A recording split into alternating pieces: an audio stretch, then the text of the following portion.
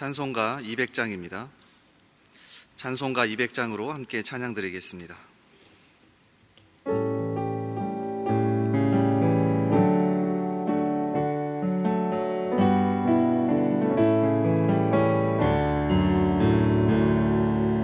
달고 묘한 그 말씀, 생명의 말씀은 귀한 그 말씀 진실로 생명의 말씀이 나의 길과 믿음 밝히 보여주니 아름답고 귀한 말씀 생명샘이로다. 아름답고 귀한 말씀 생명샘이로다.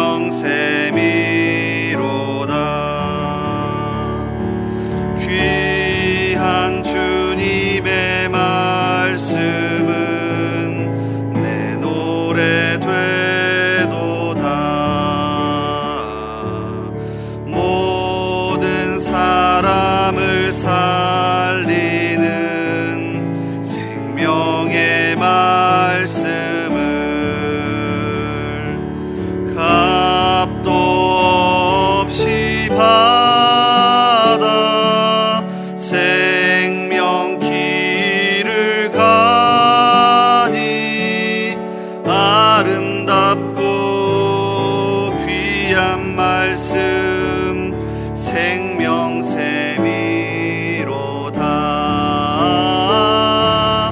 아름답고 귀한 말씀 생명샘이로다.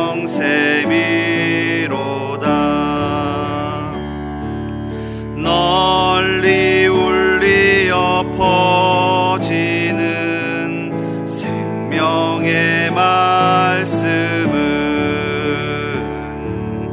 마음의 용서와 평안을 골고루 주나니 다만 예수 말씀 듣고 복을 받네.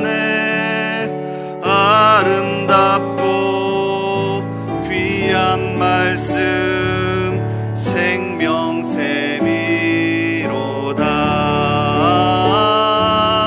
아름답고 귀한 말씀 생명샘이로다.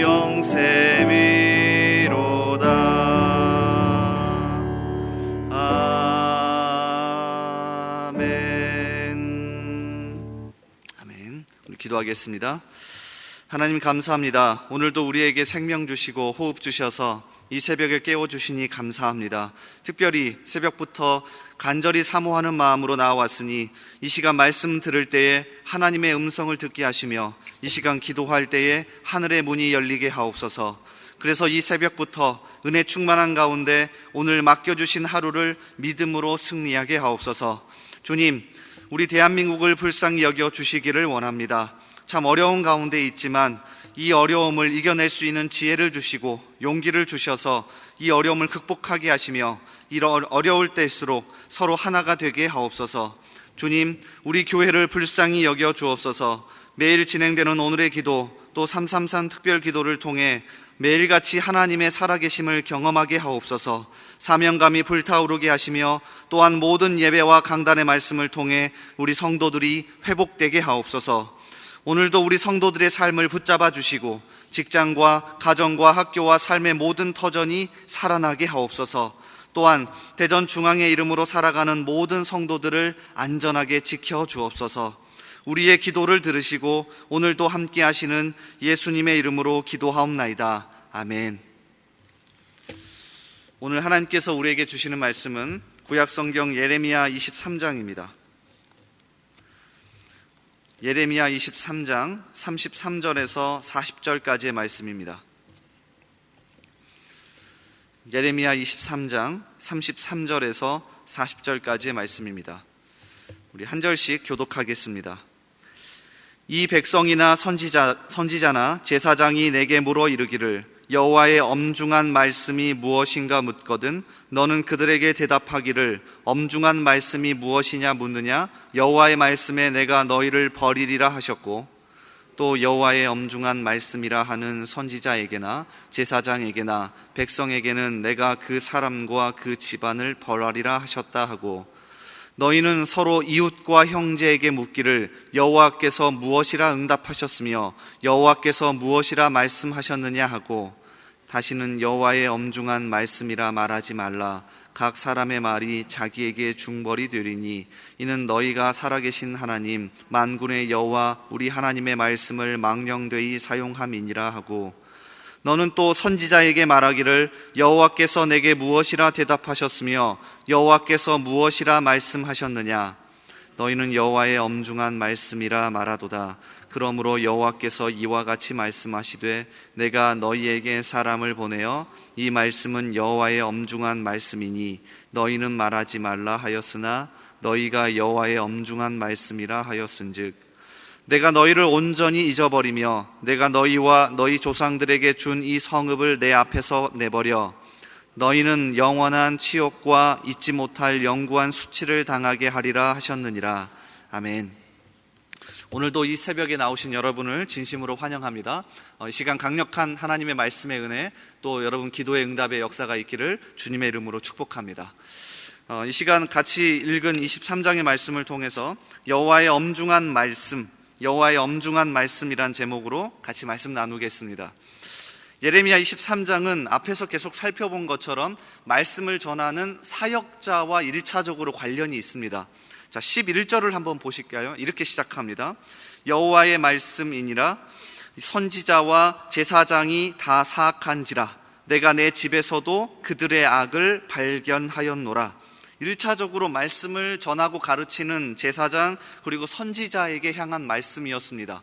그래서 정확하게 9절부터 오늘 우리가 함께 읽은 40절까지 말씀을 가르치고 전하는 사람이 어떠해야 하는지 그리고 당시에 어떻는지를 정확하게 고발하죠. 14절이 어찌고 보면 정확한 그 고발이 아닌가 싶습니다. 하나님은 말씀을 가르치는 사역자들을 향하여 소돔과 고모라 같았다고 말씀하십니다. 14절에 내가 예루살렘 선지자들 가운데도 가증한 일을 보았나니 그들은 간음을 행하며 거짓을 말하며 악을 행하는 자의 손을 강하게 하여 사람으로 그 악에서 돌이킴이 없게 하였은즉 그들은 다 내 앞에서 소돔과 다름이 없고 그 주민은 고모라와 다름이 없느니라. 하나님의 엄중한 평가죠.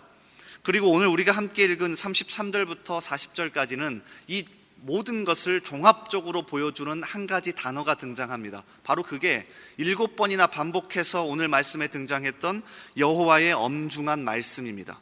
이 단어 속에 당시에 말씀을 가르쳤던 제사장과 선지자 그리고 말씀을 대하며 살아갔던 그들이 하나님의 말씀을 어떻게 대했는지에 대한 태도가 정확하게 드러납니다.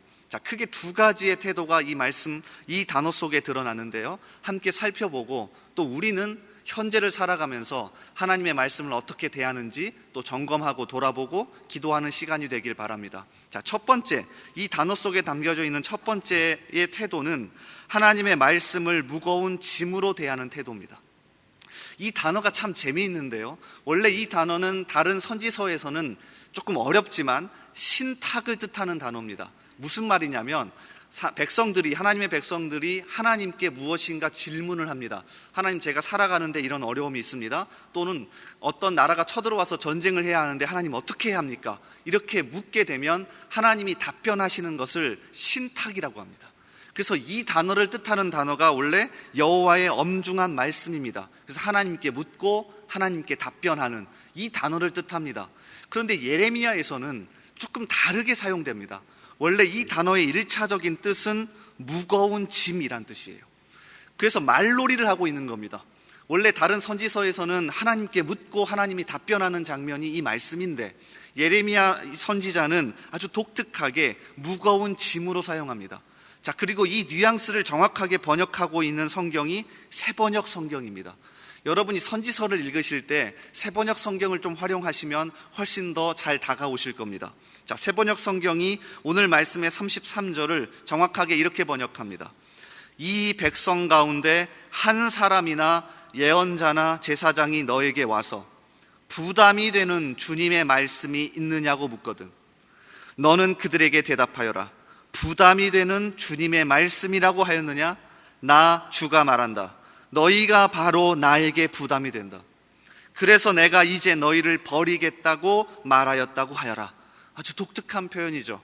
하나님을 향하여, 하나님의 말씀을 향하여 백성들이 먼저 뭐라고 얘기합니까? 하나님 좀 부담이 됩니다. 무겁습니다. 무거운 짐이 됩니다. 그러니 하나님이 바꿔서 이렇게 이야기합니다. 내 말씀이 너희에게 부담이 된다고? 너희가 내 부담이다. 너희가 내 짐이다라고 오히려 말놀이를 하며 하나님이 우리에게 고발하고 평가하며 말하십니다.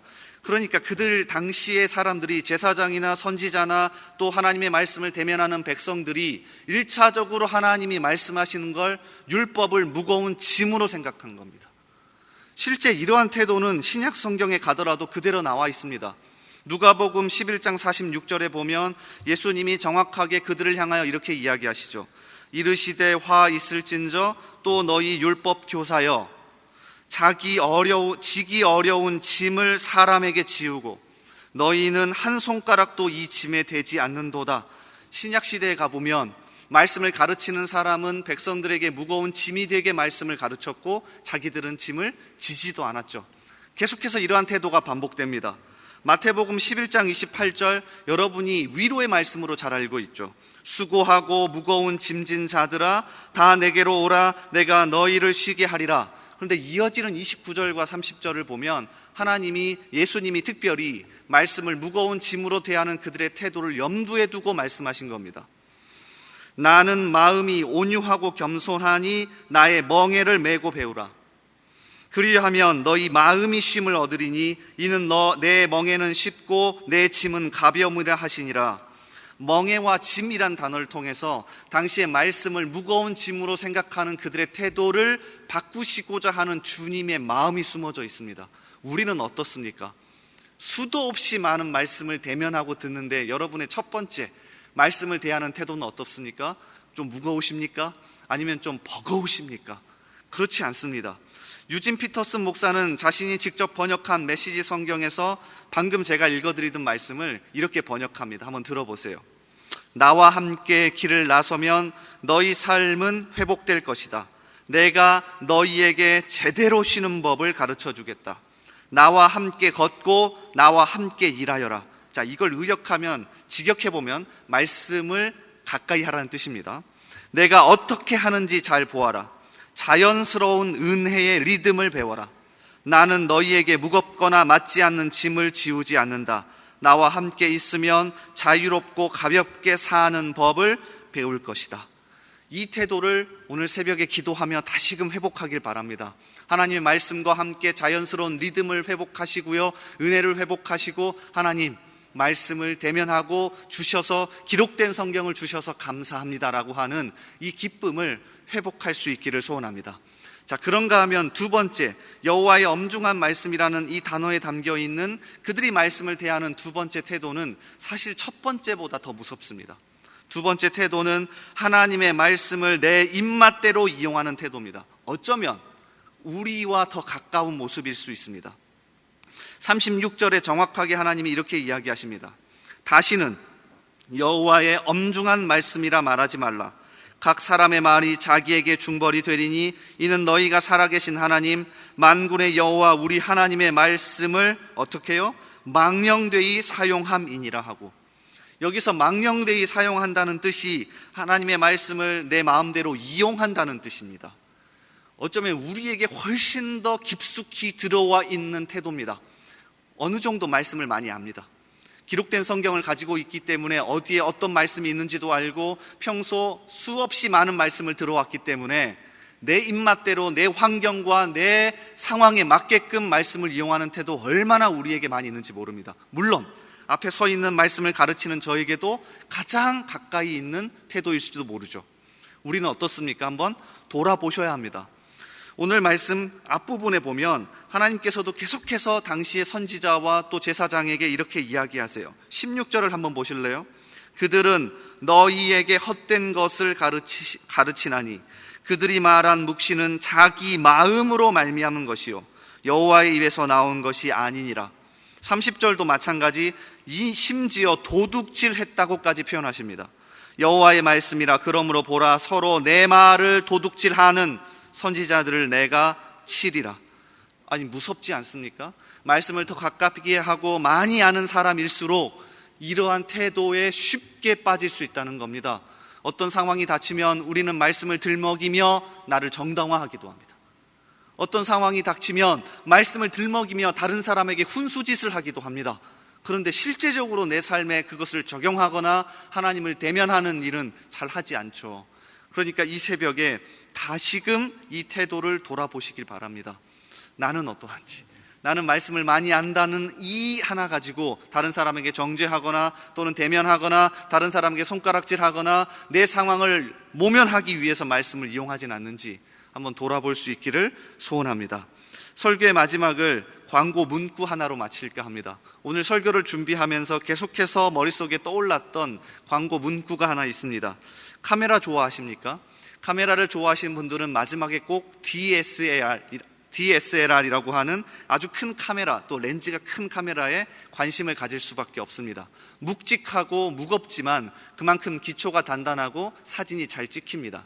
그런데 한 10여 년 전에 이 카메라를 축소해 놓은, 그러니까 훨씬 작고 가벼운 미러리스라고 하는 카메라가 인기를 끌기 시작했습니다. 그런데 카메라로 유명한 이 카메라 회사에서 오히려 더 큰 카메라를 내놓으며 이런 광고를 냈습니다. 한 아이가 사랑스럽게 뛰어와서 엄마에게 안깁니다. 그럴 때 이 문구가 나옵니다. 사랑하는 이들을 가장 아름답게 담아주는 감동의 무게에 비하면 DSLR 카메라는 무겁지 않습니다.